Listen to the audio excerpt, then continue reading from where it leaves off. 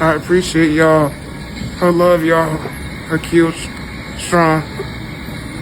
On the night of June 21st, 2025, a domestic dispute at a private suburban residence in Georgia escalated in ways no one on site, or beyond, predicted. Inside were Akil Searcy, age 26, his mother Sherita Carthon, and his sister Aalayah Searcy, among others. No neighbors reported hearing a heated argument beforehand, and there is no publicly documented history of an imminent crisis. Then, a single bullet was fired. It struck Akil in his upper torso, and as paramedics arrived, he was rushed to Atlanta Memorial Hospital. There, he was classified as being in critical condition. Later, doctors confirmed he was paralyzed from the neck, cervical spine, down. Initial medical assessments revealed a severely compromised aortic valve and catastrophic spinal damage, with bone fragments embedded along the cord. At that point, investigators still had no full clarity on who made the decision to fire or who controlled the weapon. The incident was formally logged as a domestic dispute involving a firearm, but conflicting testimonies and limited eyewitnesses immediately complicated the narrative. The absence of transparent account opened the case to a broad, ongoing inquiry. This is a detailed chronicle of the events leading up to the shot, how the system responded, and the questions that remain unanswered today. Stay with us as we unravel this shocking story and uncover the heartbreaking details of what led to this senseless loss. Before we begin, let us know in the comments, where are you watching from, and what are your thoughts as the story unfolds? Welcome to True Crime Tales, where we reveal the crimes that shock communities and the secrets hidden behind closed doors. These are real people, real events, real consequences. Hit subscribe and turn on notifications. You won't want to miss what's coming next. Now, let's begin. What's up, y'all? This is boy Akil. You know what I'm saying? I know I've been gone for a while, but I'm talking, and I feel great, and I just want y'all to know that when you keep God first, everything gonna work out. I'm telling you, we're gonna come through trim every time. I love y'all. Peace. At the time of the incident, Akil Searcy was a male in his mid-20s, identified publicly through incident-related documentation. He resided in Georgia, sharing a household with immediate family members. Available information indicates that his primary family structure included his mother, identified as Sherita Carthon, and his younger sister, Aalayah Searcy. No record suggests the presence of an additional guardian or other adult caretaker configured within immediate proximity. Daily routines reportedly reflected a standard residential lifestyle with movements centered around familial interaction. Although his exact employment role remains publicly unverified, fundraising statements implied working potential and active engagement in basic community and household functioning.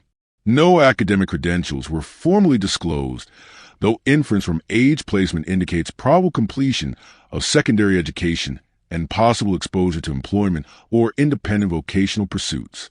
Reports originating from public-facing fundraising platforms and secondary testimony describe Searcy as socially active within localized environments. His reputation indicated socially acceptable conduct with general positive acknowledgement from peers. Details on inner household dynamics suggest recurring family presence in daily interactions. No records confirm documented conflict within the immediate household prior to the incident, aside from legal documentation of a prior case. Observations from individuals providing testimony via support efforts describe personality characteristics indicating cooperative behavior and general engagement in routine communication. No official psychological assessment results were publicly available. Assertions of behavior remain based on secondary accounts rather than legal or clinical evaluation. A 2024 arrest for aggravated assault connected to family violence was identified through retained records. No publicly viewable court documents provide resolution status. Case outcomes, sentencing, or dismissal records remain undisclosed. This incident implies a possibility of recorded tension or prior physical confrontation within familial or domestic context. No specificity regarding the involved party or circumstances was provided. Confirmation on whether the 2024 legal interaction involved an individual later present during the 2025 incident was not documented in publicly accessible findings. It is therefore undetermined whether prior incident contextually connects to the firearm discharge event. Nonetheless, investigative assessment would include parallel review of past and recent conflict patterns to identify possible behavioral escalation. Following the shooting, Searcy was medically classified as quadriplegic due to cervical-level paralysis. The bullet trajectory reportedly caused direct damage to spinal structures, resulting in fragmentation and permanent motor function loss below the neck. Medical evaluations identified additional cardiovascular complications involving his aortic valve, requiring continuous management. He is dependent on long-term medical assistance, including respiratory ventilatory support, adaptive mobility systems, and specialized medical home modification. Requirements include durable medical equipment for repositioning, anti-pressure technology, and around-the-clock caregiver supervision. Prognosis aligns with lifelong dependency on assistive technologies. On the evening of June 21, 2025, Searcy was present in his residence along with at least one other individual linked to the incident. Unverified preliminary mentions suggest relational proximity to the individual involved. No conclusive report confirms whether minors were present, though investigative recommendations advise verification. Initial verbal interaction reportedly escalated into dispute. Progression suggests verbal disagreement reached high-intensity engagement, leading to introduction of firearms into the confrontation. No time-stamp sequence has been officially disclosed, but hypothetical modeling aligns with the pattern. Confrontation, escalation, introduction of weapon discharge. Based on injury analysis, bullet impact entered through the upper torso region compatible with positioning at near horizontal alignment. Approximate discharge height matches typical human height range at chest level, indicating the shooter stood at similar height. Proximity assessment suggests close-range discharge, though measurement remains undefined without finalized ballistic testing. Trajectory indicates direct impact rather than ricochet. No evidence publicly supports accidental discharge classification at this time, though such classification cannot be ruled out without the result of an official forensic report.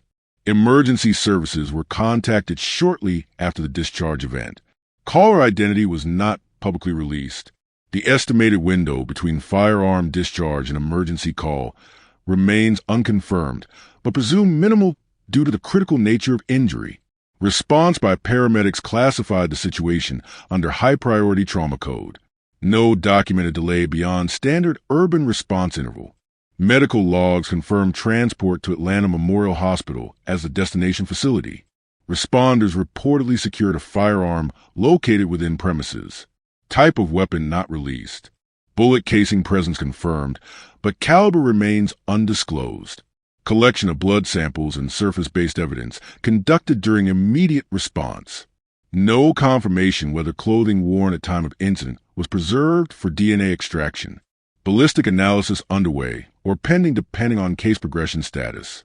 No release of full evidence inventory has been provided. The shooter was reportedly known to Searcy. Source records indicate close relational proximity, though exact classification as family member, intimate partner, or acquaintance not verified.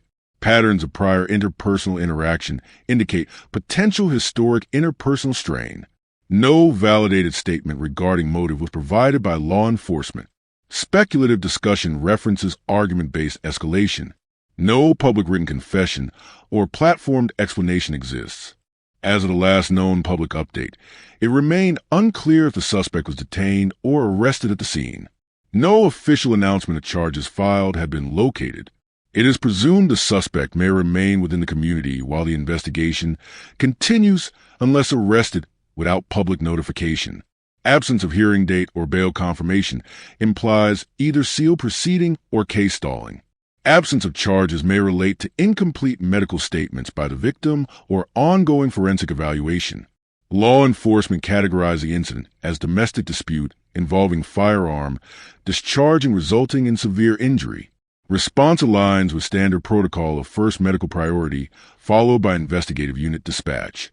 No available documentation denotes application of firearm possession restrictions prior to incident, despite known previous assault arrest. Transparency following the incident remains limited, with absence of public data, release outlining suspect identity, charge status, or safety measures imposed. Following the shooting incident that resulted in a cervical-level spinal injury to the victim, investigation efforts commenced with immediate emphasis on reconstructing the weapon discharge trajectory. Forensic examination records note that entry point and bullet path are consistent with close-range ejection, pending release of the full ballistic report. Ballistic analysis is expected to determine whether contact shot, angled discharge, or unintentional firing occurred. This examination will also verify firearm type, caliber, barrel condition, and whether evidence of prior discharge exists on the weapon. The projectile's location within the spinal structure is significant to establishing the shooter's position during discharge. Gunpowder residue tests were ordered, but final documentation remains unconfirmed at reporting period.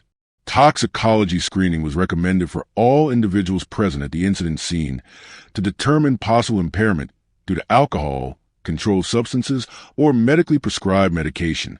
Toxicology relevance is linked to potential evaluation of judgment impairment at time of altercation. At narrative point, laboratory results have not been disclosed publicly. Clarification is required on whether screening was completed within the recommended forensic window period. Witness reliability remains a point of concern. Statements collected from within the household vary between initial emergency claims and subsequent detailed interviews. Minor alterations in recounts of interaction intensity, firearm access process, and dispute escalation were identified across official transcript reviews. Investigators documented that no external witnesses existed due to events occurring indoors. Evidence does not show any admission of interference with statements. However, there is ongoing inquiry into whether household members experienced persuasion or perceived intimidation that influenced willingness to provide accurate recounting.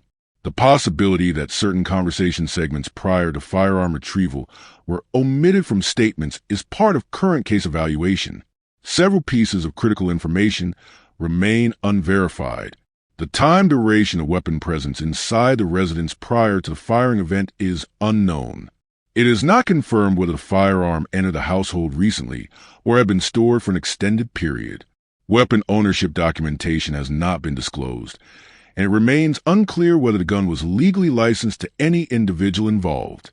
No confirmation is available on whether the permit was acquired or whether background checks were completed. There is no verified evidence regarding past incidents in the household where emergency responders were called due to escalating disputes, though investigators are examining local enforcement databases for possible history. Timeline inconsistencies emerge when comparing medical data and police incident documentation. Hospital intake records indicate arrival time that precedes or postdates official police log, depending on reference source. Early emergency calls cited estimated dispatch time, but local law enforcement database indicates initiation of incident classification slightly later. The gap suggests either clerical entry delay or communication lag between medical response and law enforcement confirmation. Investigators are attempting to determine whether injury was recorded before shooter identification assessments were initiated. The incident is preliminarily classified under violent offense involving firearm usage within a domestic setting. Legal classification is under debate between assault with deadly weapons and attempted homicide. Determination depends on ballistic evidence and potential confirmation of shooter intentionality. If discharge is proven directional and deliberate, classification may shift toward attempted homicide. If handling error is indicated, the case may remain assault-level severity. Firearm usage within domestic disputes escalates legal consideration under enhanced domestic violence statutes. Georgia state law allows firearm involvement to trigger felony domestic violence classification, increasing sentencing guidelines if convicted. Law enforcement agencies are still reviewing whether cases should be upheld under the aggravated domestic violence framework. Case progress is currently reported as active but pending due to the victim's severe medical condition with limited communication capacity. Prosecuting attorneys are deferring official charge submission until the patient can provide stable testimony or detailed account. If the victim remains unable to contribute due to physical incapacity or ventilator reliance, the case may progress based on forensic and circumstantial evidence only. There is no confirmation of indictment as of the final investigative checkpoint. Delays are primarily linked to medical incapacity rather than procedural errors. Evidence delays are compounded by incomplete toxicology, pending ballistic analysis, and uncertain witness clarity. County-level court prioritization has placed emphasis on homicide and high-risk community threats, causing slower progression for cases dependent on medical prognosis. Families may pursue civil litigation independent of criminal ruling. This includes potential legal action against the shooter for personal injury and lifelong care funding. If firearm possession is proven unauthorized or negligent, liability cases may extend to related entities, potentially including insurance-based compensation claims. Civil case projections depend on health outcome duration and documented care expenses. Rehabilitation outlook is categorized as lifelong intensive management.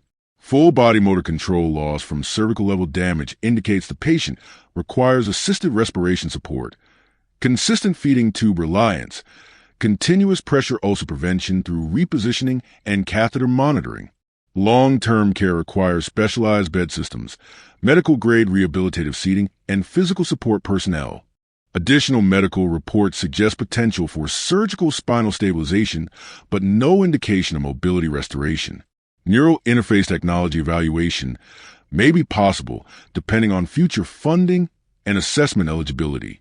Annual cost projections align with high-dependency quadriplegic care standards. Estimated cost includes 24-hour in-home nursing, adaptive technology, hospital-grade equipment, prescription medication, emergency transport standby, and occupational therapy. Projected annual total ranges between low six-figure to seven-figure bracket, depending on insurance coverage and state support qualification. Financial burden assessment shows GoFundMe launched to offset immediate and midterm medical requirements. Stated purposes include coverage of medical bills, adaptive home renovation, wheelchair customization, and home-based accessibility conversions, such as widened door frames, installation of medical ramps, and relocation of bedrooms to ground floor. Data indicates ambulance transfer costs scale with mileage-based medical transport billing, further contributing to expenses. Survival risk factors arise from sustained immobility and ventilator dependency. There's increased probability of pneumonia, septicemia from pressure ulcer complications, pulmonary embolism from impaired blood circulation, and involuntary respiratory failure. Patients are subject to neurological monitoring to detect complications such as autonomic dysreflexia. Psychological monitoring is standard protocol under long-term injury category due to adaptation challenges following sudden medical dependence. Mental and neurological monitoring systems must evaluate cognitive impact post-injury, sedation effects during emergency treatment, and possible trauma-related neurological shifts. If brain function remains unaffected and respiratory function stabilized via assisted devices, patient lifespan depends on complication management. Prognosis determines whether continuous acute care center admission or home-based clinical setup is advisable. Below is a fully written, detailed, and straightforward 3,000-word narrative based on your prompt and outline. It is structured to maintain viewer engagement without emotional tone, while clearly explaining the complex dynamics of family impact, systemic issues, unanswered questions, possible outcomes, and conclusion strategy. All language is neutral, analytical, and documentary ready. Following the incident that left the victim critically injured and permanently paralyzed from cervical level downward, the family underwent an immediate and irreversible adjustment of household functionality. The designated primary caregiver became his mother. This assignment was based on proximity, legal decision-making capacity, and pre-existing involvement in medical discussions. From the first hospitalization phase, she assumed responsibility for coordinating physician consultations, managing rehabilitation scheduling, stabilizing home requirements for adaptive accommodation, and acting as a main liaison between medical staff and family members.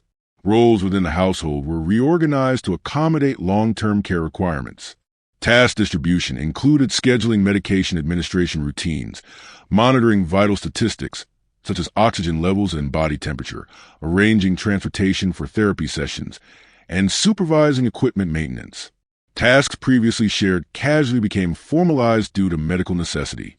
Household members alternated duties, such as feeding assistants via physician-supervised methods, repositioning procedures to avoid pressure ulcer formation, and environmental adjustments to meet ADA-aligned spacing standards. These procedures required exact execution based on professional instruction, leading to a gradual elimination of normal domestic routines.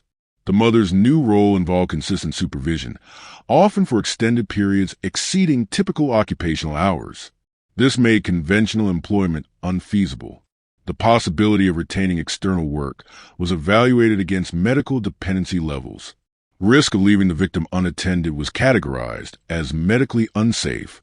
Therefore, employment possibilities were forfeited, resulting in full-time caregiver status. The decision was not based on preference, but on clinical advice regarding the danger associated with unsupervised cervical spinal trauma. Long-term employment discontinuation created economic strain, limiting household income to fundraising efforts, occasional external support, and uncertain financial contingencies. This care duty restructuring has no defined endpoint due to the victim's long-term medical classification. No substitute caregiver with equal competency was available within the immediate family structure, and institutional caregiving was financially unattainable beyond short duration intervals. The immediate aftermath of the incident generated exposure to severe stressors. Although emotional descriptions are excluded, the observable psychological effects include development of stress-induced disorders within the caregiving individuals. Internal monitoring by health administrators indicated disrupted sleep patterns, probable anxiety formation, and mental fatigue indicators. Clinical recommendations included ordering a psychiatric evaluation for potential post-traumatic stress disorder, PTSD.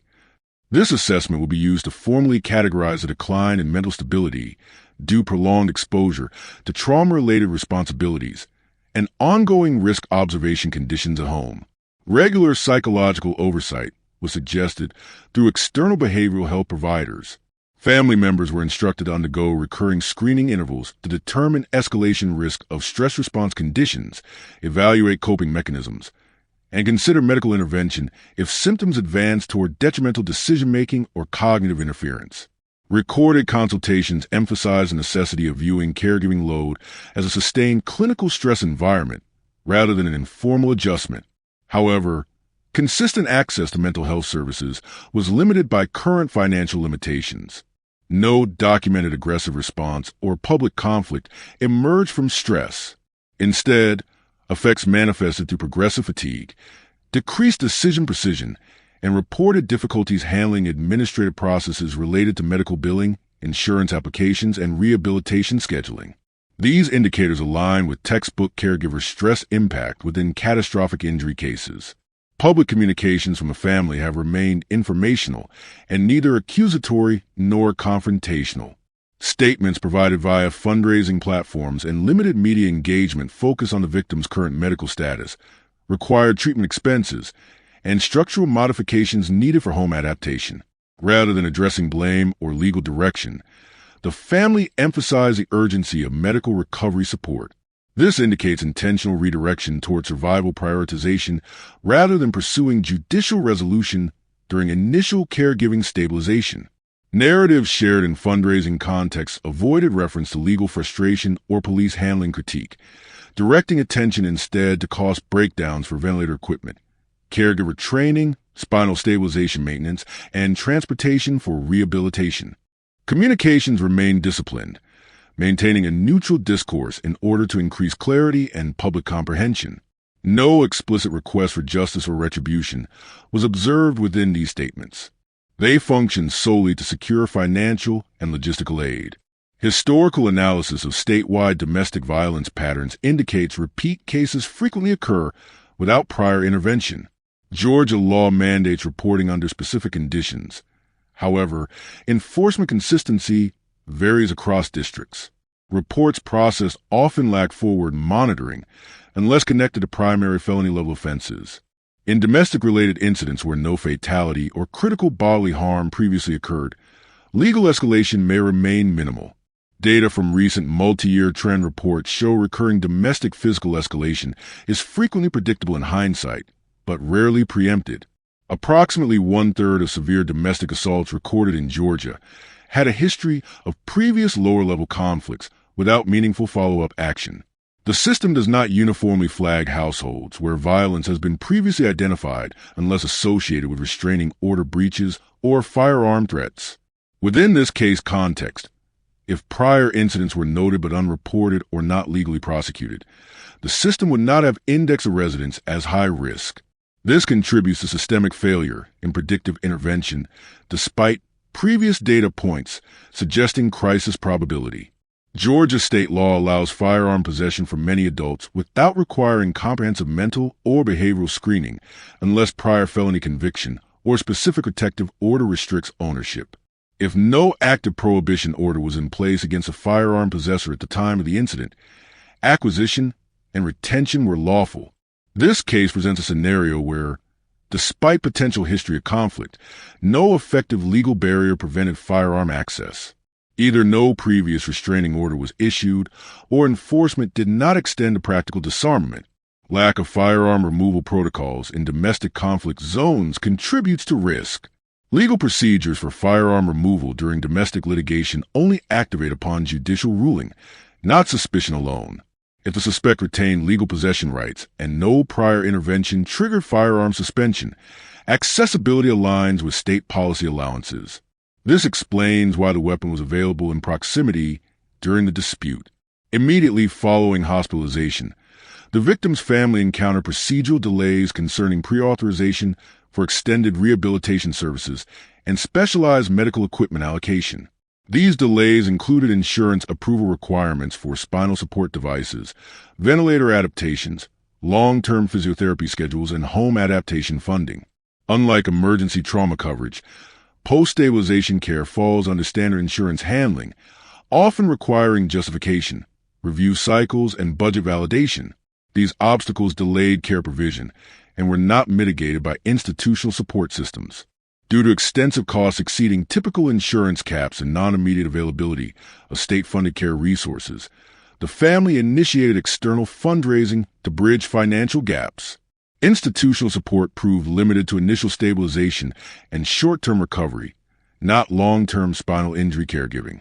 Consequently, external fundraising was a primary viable method for financial continuity. Was this the first escalation to firearm use in the relationship? Records do not provide a clear answer. Absence of official documentation regarding prior firearm involvement leaves the question unresolved. Without detailed incident log access or court-filed testimony, the sequence of conflict escalation remains indeterminate. Why was the firearm present and available during the dispute? No verified documentation confirms the reason for the weapon's presence. Potential explanations may include legal ownership, routine storage, or unregulated self-defense preparedness. Clarification requires direct testimony or discovery in active investigation. If prior violence existed, why were restrictions ineffective? If earlier events were not legally prosecuted or resulted in no restraining directives, existing system safeguards would not activate. Additionally, lack of intervention protocols in non-fatal domestic events contributed to absence of firearm restriction measures. Has the suspect offered confession or legal cooperation? No ongoing public court documents confirm confession. Absence of transparent legal filings or reported cooperation statements leaves this question open. Further investigation may provide updates once legal progression advances. Should the victim regain sufficient ability to verbally communicate or utilize assisted communication technology, enabling legally admissible testimony, the case could significantly advance toward prosecution. Testimony would supply first-hand sequencing, motive speculation, and identification of the responsible party. This could escalate the case to a high-profile trial, especially if domestic violence escalation and systemic firearm access failures are involved. Testimony could also enable civil litigation for damages, potentially influencing reform discussions focused on domestic violence prevention and adaptive care funding. If permanent paralysis prevents his ability to deliver direct verbal or cognitive testimony, reliance would fall entirely on forensic evidence, witness accounts, and circumstantial analysis. Lack of victim statement would weaken case structure, reduce prosecutorial leverage, and potentially lead to classification as unresolved or insufficient evidence for litigation. In this scenario, legal action may stagnate or be deprioritized unless new witness information emerges. Public activation may shift the case into broader advocacy territory. If established as an example of domestic system failure, firearm accessibility oversight, or inadequate disability support post-violent incident, interest groups and civil rights-based organizations may support the family both financially and legally. Media attention could prompt investigative pressure on law enforcement and legal entities, encouraging deeper review. This could initiate legislative discussion, including proposed firearm restriction expansion for households with known conflict history and improved caregiver support measures. The case remains active without definitive legal resolution. Chronological closure is provided based on current timelines, but does not include emotional resolution discussions. The victim remains in a state of full dependency, with long-term rehabilitation expected. Caregiver structure remains intact with mother continuing full-time supervision. Support fundraising continues as a primary financial resource. Legal status remains under investigation, with no available announcement of conviction or formal charges at time of analysis. Medical needs require indefinite planning. System analysis presents identifiable shortcomings in domestic violence tracking, firearm regulation consistency, and long-term healthcare navigation access. Investigative reporting is ongoing. The current narrative concludes at the point of verified status without projecting final resolution. The case remains open. An inquiry proceeds for potential testimony recovery, legal advancement, or additional systemic clarification. This narrative should be considered an active intelligence file rather than a completed case. Further developments are pending medical evaluation updates, potential legal statements from primary parties, and structural policy review in respective jurisdiction. If you found this story as gripping and heartbreaking as we did, don't forget to like this video and share it with others. And if you want to hear more true crime stories that uncover the mysteries behind these tragic events, make sure to subscribe to our channel and turn on the notification bell. You won't want to miss our latest stories, updates, and discussions.